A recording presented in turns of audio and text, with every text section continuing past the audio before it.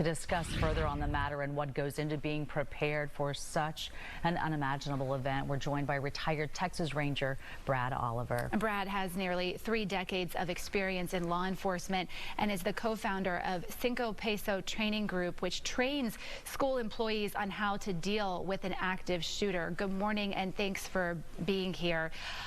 Part of your training is to teach about everyday things in a classroom that could help protect students and teachers in a situation like this. What are some of those things that every classroom should know about if a threat like this does occur?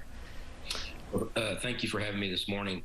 So what we need to talk about is each individual classroom, how we can fortify and make that safer for our students and the teacher. And that really starts, ladies, with as soon as class starts, that door is locked. There's no magnets there, anything. It is locked.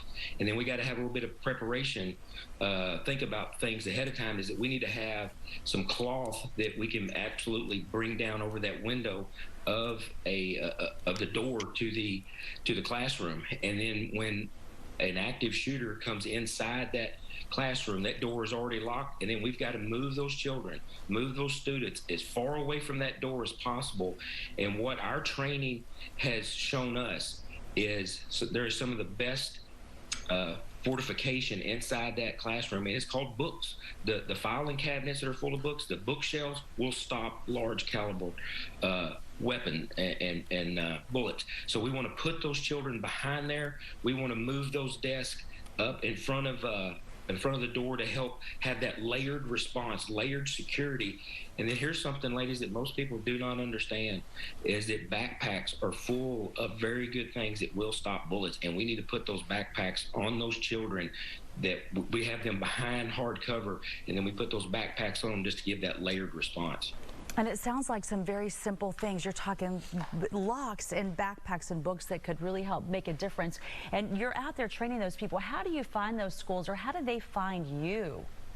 Well, if they'll just go to our website, cincopesotraining.com, they can reach out to us. You know, we have almost 30, really right now we have 30 school districts. We had a couple of reach out to us yesterday that we are training across Texas, and we can go anywhere in the state of Texas to do this type of training. But, you know, here's something else about thing. It's that mindset that we want to make sure that we are teaching our school faculty and everything. And something else, ladies, what we also do is, you know, we do train school districts. If they want to, all 30 of our schools allow some faculty members to be armed. And I was just listening to your the report a while ago where the governor says it was over 40 minutes before law enforcement got in there. Those are first responders. What we say is these school district employees, they are immediate responders, people that are highly trained and highly skilled with a weapon inside that school, all ready to be able to confront evil. Can make a huge difference.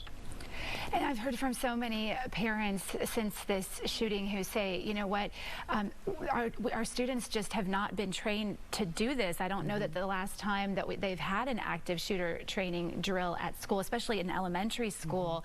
How often should these drills be happening?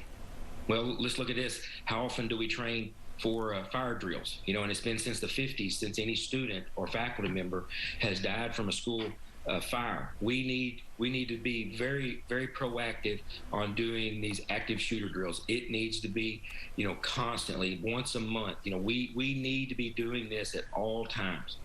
Conversations like this could make something like that happen. Thank you for taking time to talk to us this morning. Brad Oliver, retired Texas Ranger.